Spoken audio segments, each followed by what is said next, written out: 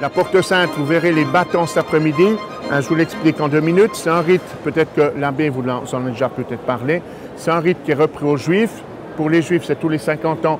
Et c'était remettre les compteurs à zéro, si je peux employer ce terme. C'est-à-dire que pour les Juifs, quand ils étaient encore en Terre Sainte, en Palestine, tous les 50 ans, les esclaves étaient affranchis, les dettes étaient effacées, les terres étaient redistribuées, etc.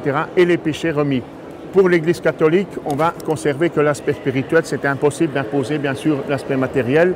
Mais surtout, c'est Boniface VIII en 1300 qui fixe le déroulement des années saintes. D'abord, on a pensé tous les 100 ans, mais c'est beaucoup trop long. Il y aura beaucoup trop de gens qui ne vont pas vivre une année sainte.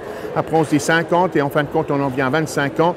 Au moins, vu que l'espérance de vie était 40 ans, que tout le monde puisse vivre durant sa vie une année sainte. Alors, les bâtons en bronze qui représentent l'Ancien et le Nouveau Testament ont été offerts, tenez-vous bien, par des Suisses, surtout par des Jurassiens.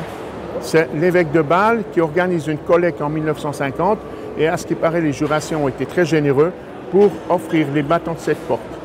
Au-dessus, en entrant, vous avez 2 panneaux où vous aurez 2 fois le nom de Jean-Paul II. Faites une photo, c'est important, parce que le 24 novembre, ça aura disparu. On n'aura plus qu'un nom de Jean-Paul II, il y aura François.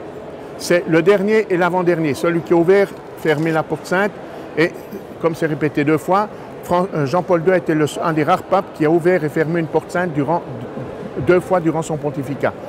Alors à droite, on a le tombeau de Jean-Paul II, derrière cette plaque de marbre, il y a son cercueil, avec l'inscription Johannes Paulus PP. Avant, on avait le PM.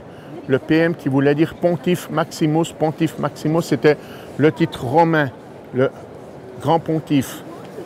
Et comme on n'a plus voulu, après le concile, utiliser un terme romain païen, on est venu au PP qui veut dire Pastore Pastorum, le pasteur des pasteurs.